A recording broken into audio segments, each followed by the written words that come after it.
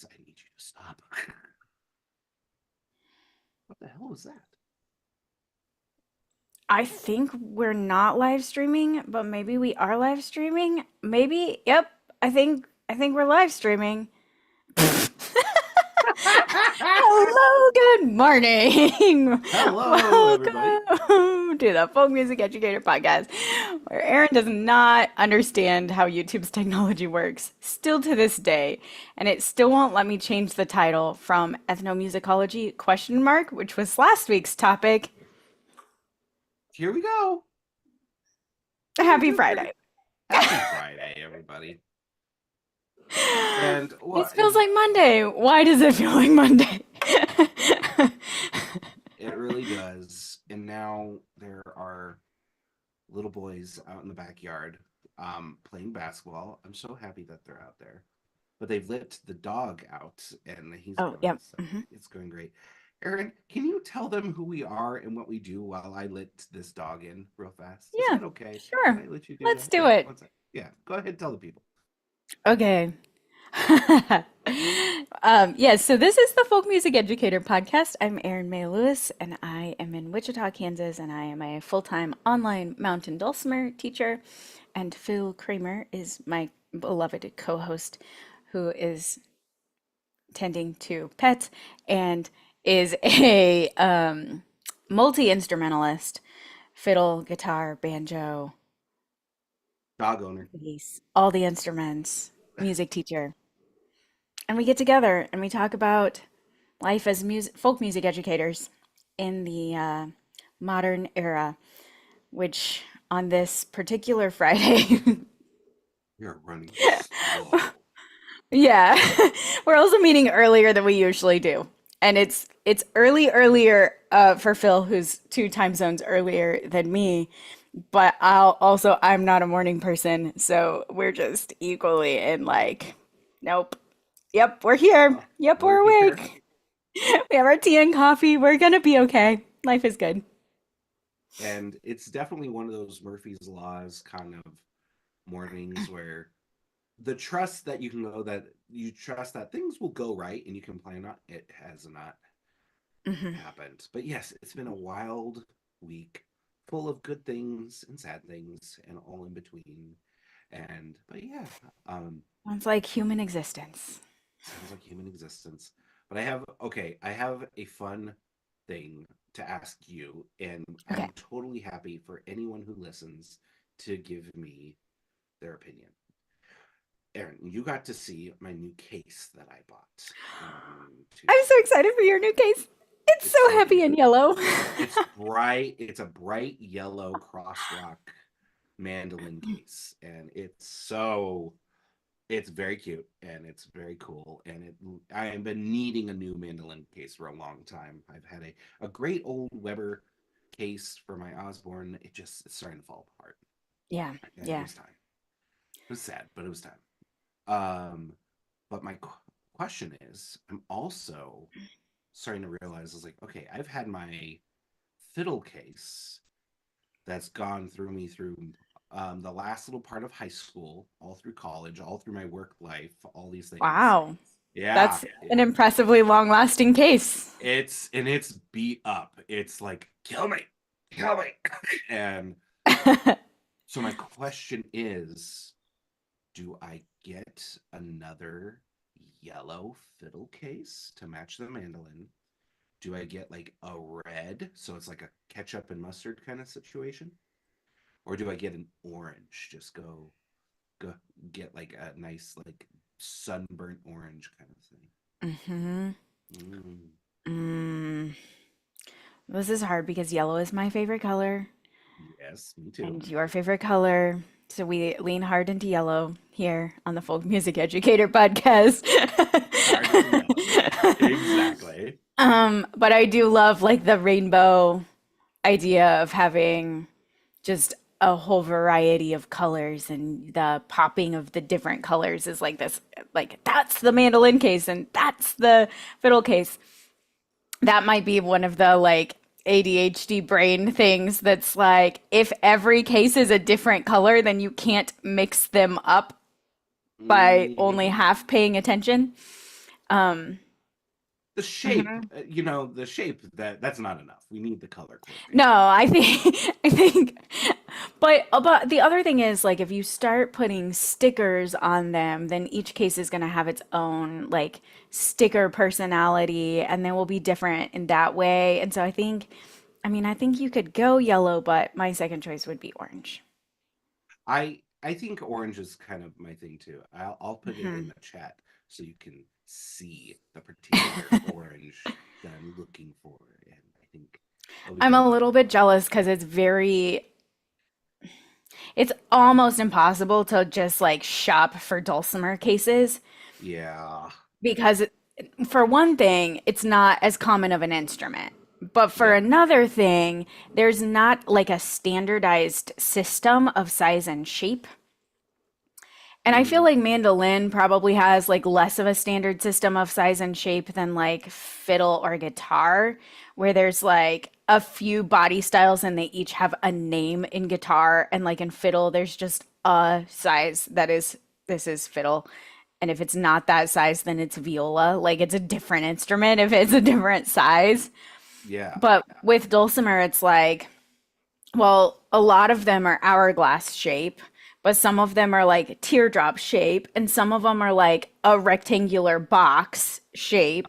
And how deep it is depends on the builder, and how big the curves are depends on the builder, and how long it is depends on the builder and the model. And so there's like 14 different dimensions that are different on every single dulcimer. So even if there was like high demand for dulcimer cases, which Yeah. there's not, there's high variation in dulcimers, and you just get this situation where basically you're left like getting a rectangle case that's just Aw. long enough and they're all boring. And so I'm jealous because I'm like super proud that we found a case that is like a good size, easy to carry, fits two dulcimers, could fit in the overhead bins when we flew, and it's black. And that's all that you can ever get it in. I can never shop colorful cases. Aw. So I'm gonna live Well, vicariously through you. I can allow that.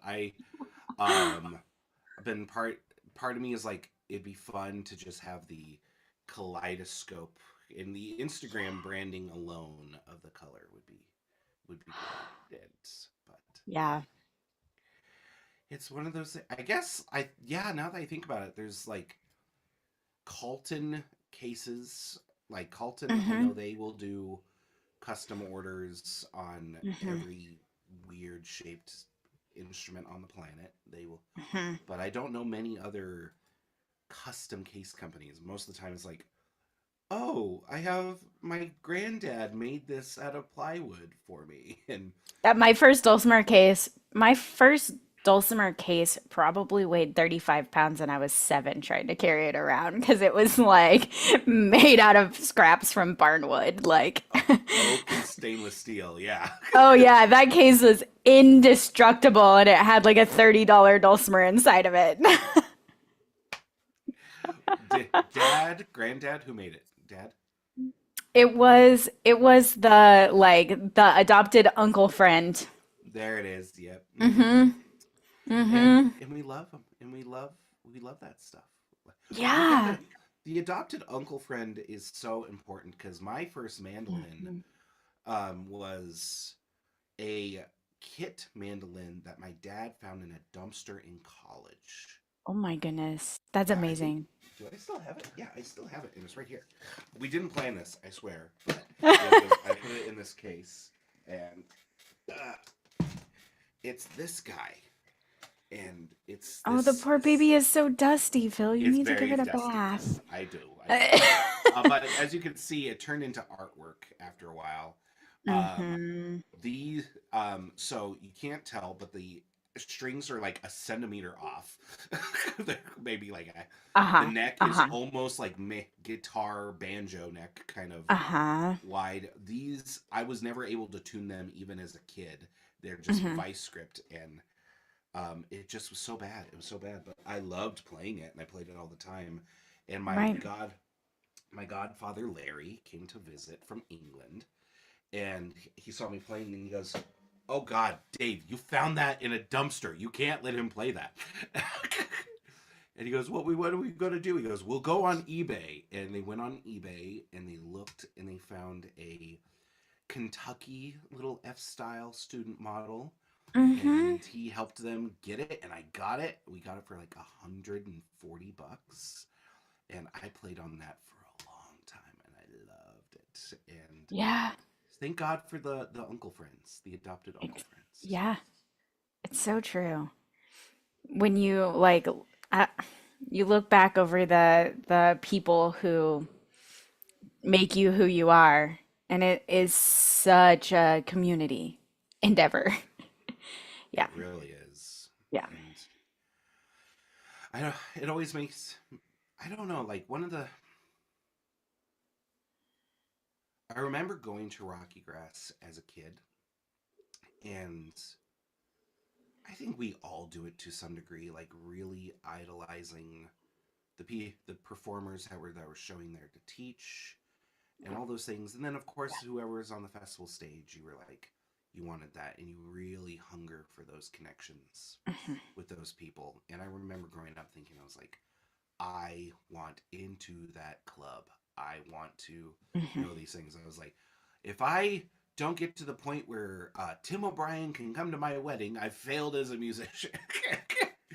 And now that I'm kind of getting older, I'm just like, man, I would just love to have a night jamming with Susie Solomon again, an old time fiddle player that I used to hang out with and chat Mhm. and doing the whole gospel grass thing. Mhm. Um, and all of these people that part of me is if I ever had the funds to be able to do it, I'd like to go and track down like my old fiddle teachers growing up and old the folks that were friends of my parents and all these things, all these people that I got to kind Mhm. of grow up playing with and like record like field recordings and stuff and do like a Mhm. the players who made me kind of thing. I think that would be a fun little thing.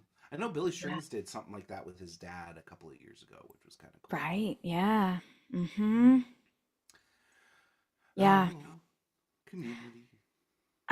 A lot of those people have passed away for me. A lot of them Mm.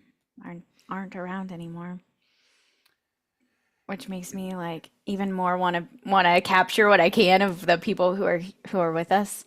Um, yeah, I always think about that like leading into a bluegrass festival or something. I think this is going to be the year that I like capture some of these moments. And then the reality is that I want to have the moments. I don't want to capture the moments because if I'm focused on capturing the moments, then there is suddenly this thing that becomes kind of performative about it. there's a lens, yeah. Yeah. Yeah, there's literally a lens, right? Like you're setting up a camera or a thing and there is a lens now in that place. And but every year what seems to happen is like somebody passed by on their like evening walkabout and stopped and recorded a snippet of the tune and it made its way into social media and you're like somebody captured the moment and they captured it organically and none of us was aware it was being captured and it takes away that.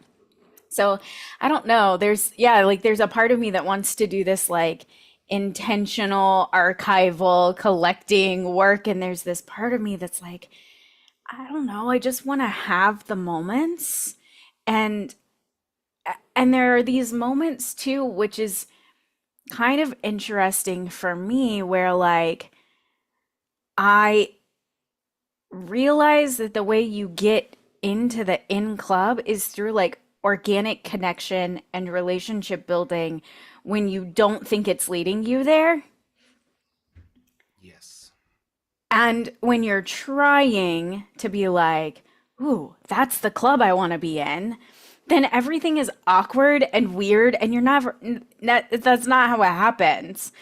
But I don't know, this year at the Winter Bluegrass Festival, I was standing backstage and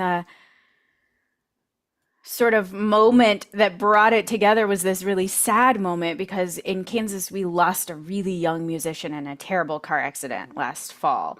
And he was one of those kids who was like really, you could just see that he was really passionate and also had a lot of the natural knack Yeah. of doing it and like just a good human. And you're like, this kid's going places, right? Like he could end up being real big, whatever that means, you know?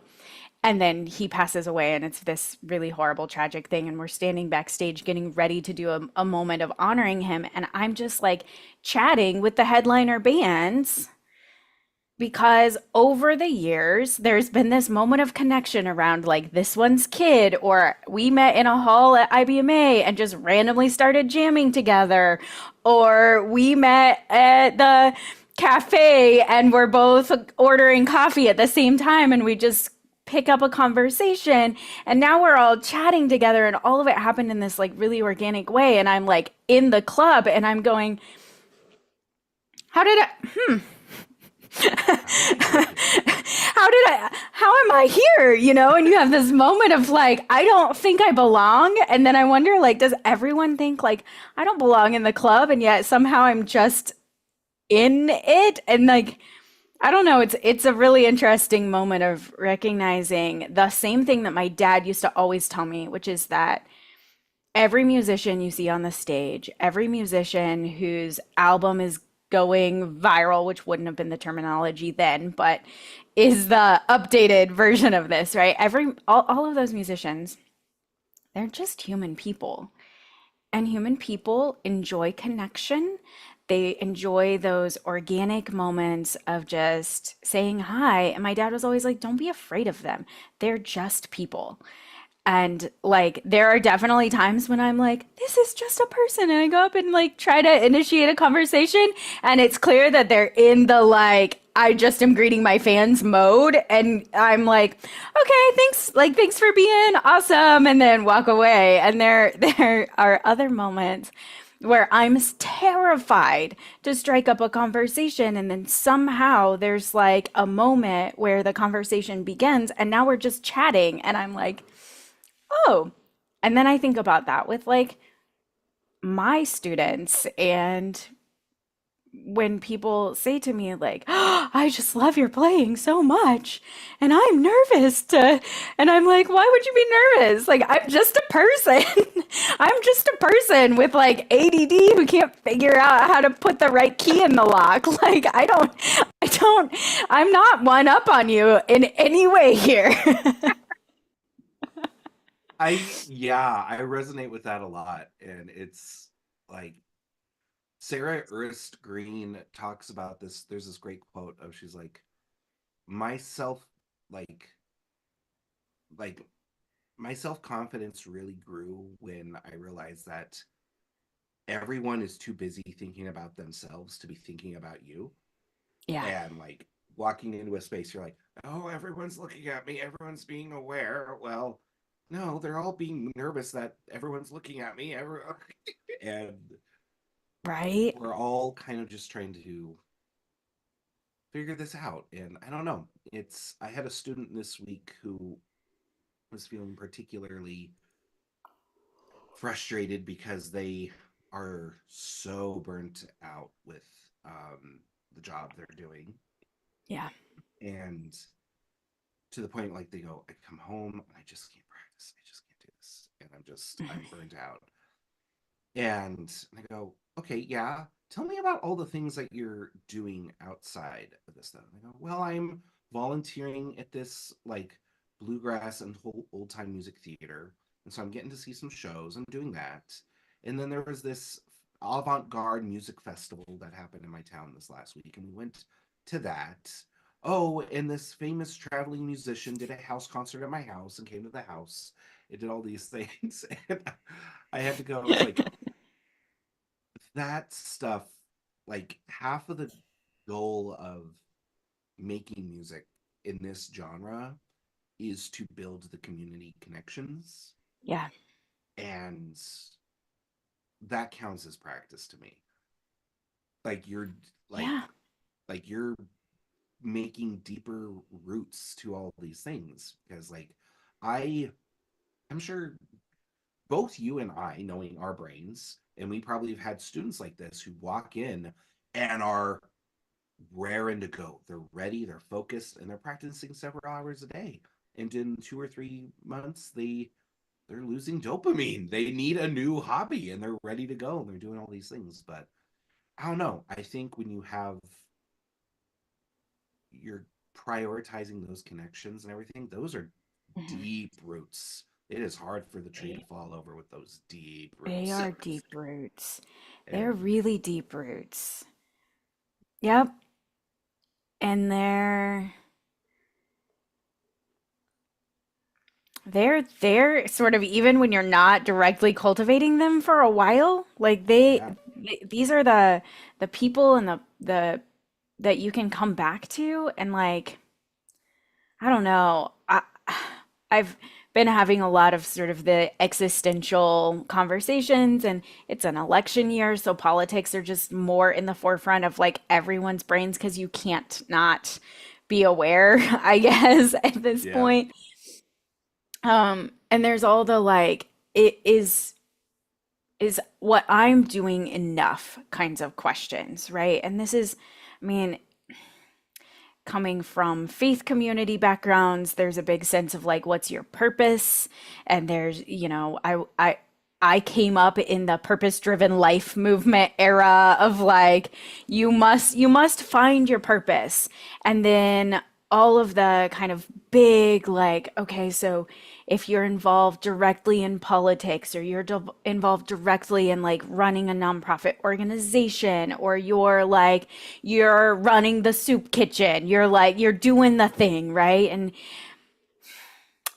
so it can I have these moments where I can think, is teaching folk music is that serving a greater purpose, a bigger purpose? Is that am I doing enough? And then when we have these conversations and you sort of look back and see how the threads of connection tie us together, I have really strong roots and connections with people with a lot of different political backgrounds. Hmm. And it doesn't matter Yeah. because the roots are not built on that. The roots are not built even on like a shared faith system. The roots are not built on a certain set of like these values. And if even one of them changes, now the whole thing is broken.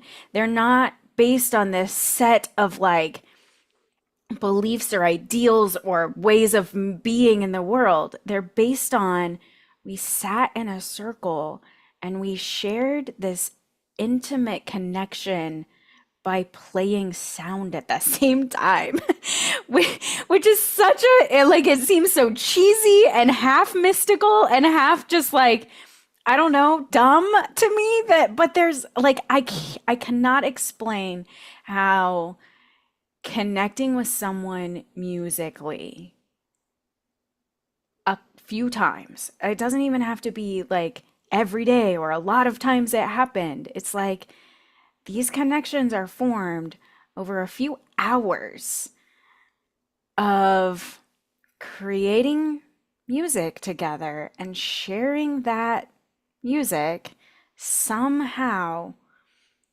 puts down roots that are so much deeper than all of the other nonsense. And then because that's already established, we can eventually have conversations where we realize we have some things in common and some things not in common. We have different belief systems, and we might all be voting for different people for different reasons. It doesn't matter. And then I think, yep, that's what I'm put on this planet to do. And I think there's some truth to that. Like I I do I definitely have those moments where I'm like, can I be sitting around and doing these things and like hanging around with these people that are so obviously different? Um, values, moral values, different political values, so on and so forth. But it reminds me of this story that was written by an NP. I heard it in an NPR radio show, and it was talking about Hmm. this guy who he when he was growing up, he during the civil rights era, he was a younger guy. He would have to listen to his dad say some the most terrible, like racist, vitriolic things coming out of his mouth about people of color and all these things. And but he would challenge his dad. Goes, but Dad, we know the whites who were this black family that lived in their in their neighborhood. And he goes, no, they don't count. I'm talking about and it made him realize that human connection surpasses our it almost negates what we kind of societally think of. Hmm. And And proximity creates yeah, that. proximity and all that thing. And that's one of the things that I've realized is um, as great as social media and all these in technology is, it brings connection. It brings the ability to communicate, but not necessarily the ability to connect very easily on a Hmm. real human level. And it's really easy to just bring everyone down to a single line of text in a comment thread without Right. any body language, without any of these things. Because I don't know, in my experience, I've had I will never forget seeing um I had neighbors growing up who were they did not get along whatsoever at all.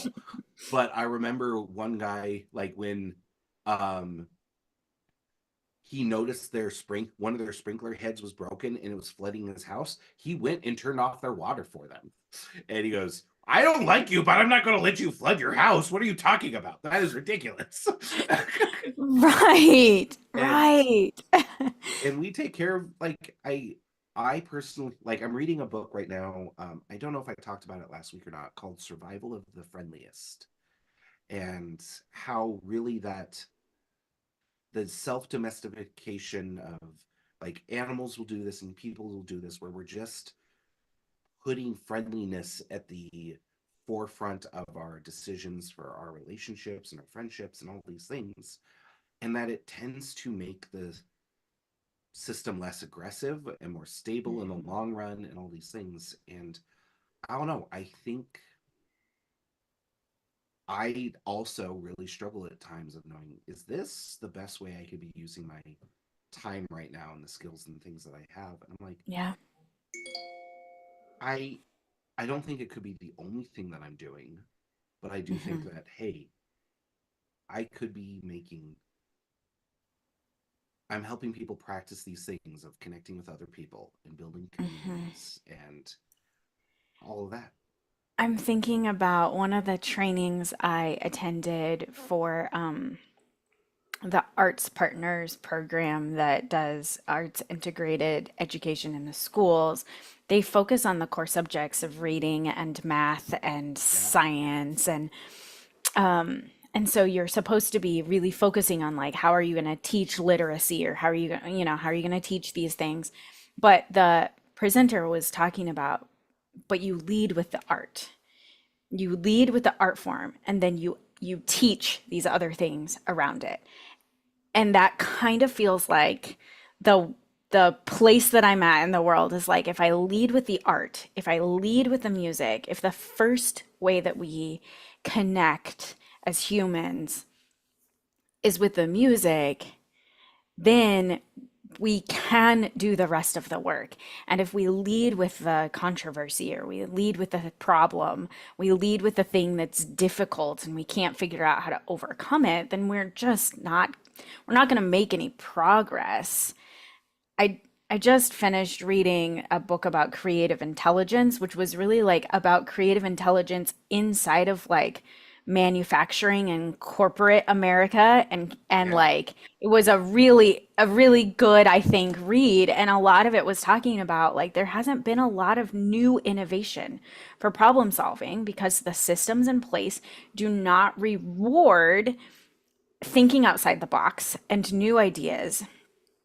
And music can be one of those places where it's like there's a reward for that, and that then can help you think outside the box in other places and like problem solve differently. And I don't know.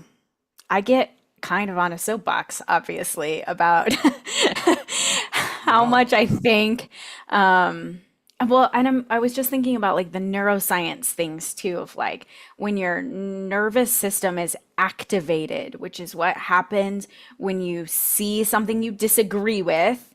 And so, like the social media thing of you see a meme or you see a sentence and you have this visceral reaction that's like a physical thing in your body that happens.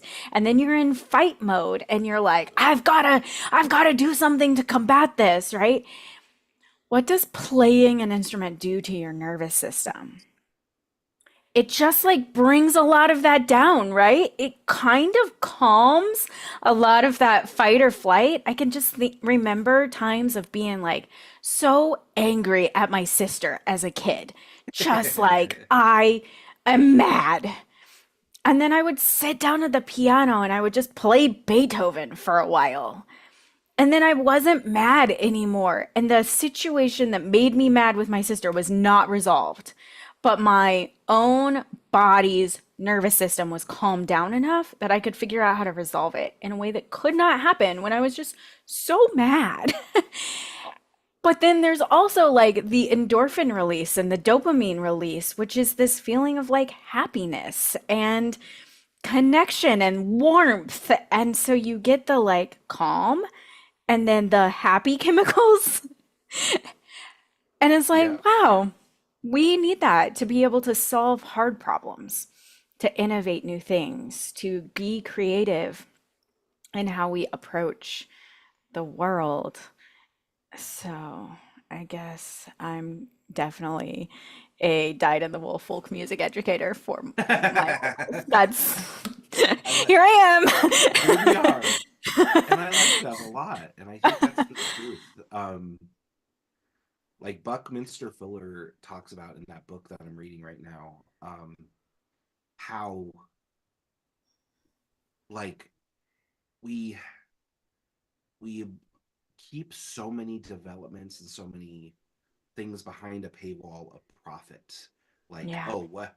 Like, we're not going to be fixing the climate because how much it's going to cost. You know, we're not going to be doing this thing about how, because who's going to pay for it? The cost and the cost and the cost and the cost of everything.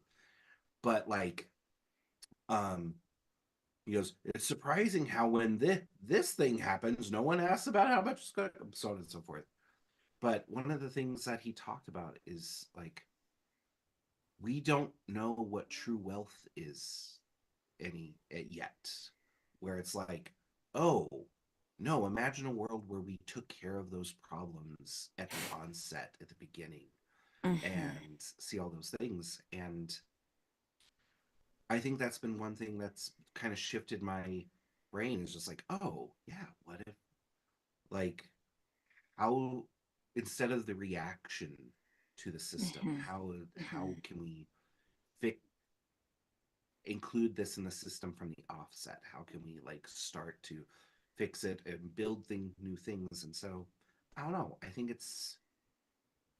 like it's hard to remember that these are technologies that we're getting to use, the ability to speak and make art and do all, and loom and make soup and all the things. Like, these were all things that we didn't know how to do and we've learned how to do over the millennia, and it's Hmm. fun Right, the to. idea of like, well, we can't solve this problem. It's too big of a problem. Well, look at all the problems that we have solved that were too big of a problem. And But we then did. we just like collectively were like, well, this is too big of a problem. We have to solve it. We have to do something, and nothing we do is ever going to be perfect. I would rather And think. that's not the goal. Like, again, because I'm a folk musician and I'm a folk music educator, perfection is not the goal of this. No, it really like Presence is the goal of this. And yeah, you're exactly right. And so I don't know. I hope this was interesting there, listeners. the moral of the story is play or listen to some kind of music today and And see if the world is better when we do that. I like that. And I also think that it's so easy for us to attach the value of what we're doing by how by this like like this established way of thinking of like Right. how perfect can we make it? How what Can we club sell are what we're doing? can we Can I sell what make a we're doing? video? Can I? Mhm, We're kind of always trying to look to be a part of the club mhm, and like and sometimes like it's just being present and being as good as you can be in the moment and comfortable with that and trust mhm. that people will still like you even if you missed that minor chord in the second part of the B section. Right, and like when you pick up your instrument, you just are part of the club. Like Yeah, you don't have to earn it or do something to get into it. Like if you have an instrument, then you are in the club of people who makes music. exactly. It's great. It's like Shinichi Suzuki. He's like, you do good job. You play the violin. You don't play it all that well, but you're doing it. Right, right. Show up to it again and see what happens and see if it makes you smile. And if it does, then you've done it right. You've done it That's it. right if you are getting some joy out of the sounds that you and your instrument are making. And if you're Exactly. feeling frustrated by the sounds you're getting out of your instrument, like make an adjustment and try again tomorrow. But It's it's not yeah. It's really not about I don't know. I I really enjoy I it's it's real it's really a work of art to see someone that you can really think you can recognize that they may be the best at what they're doing. Getting to see someone like Mhm. Chris Thiele, Bela Fleck, Jens Kruger, Stuart Duncan, Mark all these O'Connor. Mark O'Connor, it's really Yeah. another world to see that kind of thing. But I don't think there's ever going to be someone good enough at what they do that they can replace the comprehensive work of a community. And Mhm. it's just I'm excited. I don't get me wrong. I want everyone to pursue whatever career they want to do. If you want to be making living out of being a musician, we'll work on it. We could do it. We could do all these things, but Yeah. I Yeah. don't think I am no longer sold that that should be the goal of what we do. I Or agree. yeah, Hmm. I don't Yeah. necessarily think that we should even be really selling that for kiddos. But I also don't think that we need to be selling that um being a mechanic is the only thing we should be doing, and that we should be like encouraging such over specialization to the point that whatever the one thing that we do becomes our identity. I don't think we need to sell a purpose. I think I don't know. Yeah, I think you might be right. I think yeah. so. Anyways, thank you Yeah. for listening, audience. Thanks, friends. We'll be Yeah. back again next week with more folk music educator ramblings. Yes, and I hopefully we will be more caffeinated.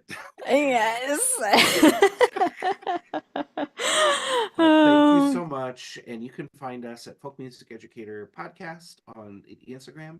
You can find me at Fiddle and Phil on Instagram. And you can find Aaron at Aaron May Music and yep. on at all the places. Yeah. Yeah. And we'll see you down the road. See you down the road. Bye, everybody. Bye.